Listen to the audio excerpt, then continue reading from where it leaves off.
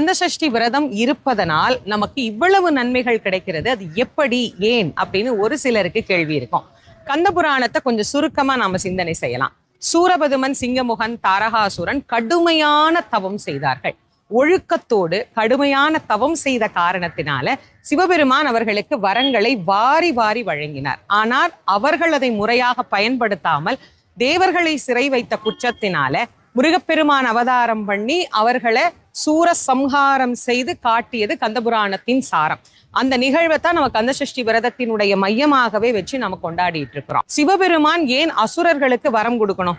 வரமே கொடுக்காம இருந்திருந்தா இந்த சம்பவம் எதுவுமே நிகழாமலே இருந்திருக்குமே. சூரபத்மன் மட்டுமல்ல, பல அரக்கர்களுக்கும் அசுரர்களுக்கும் இறைவன் வரம் கொடுத்துடுறார்.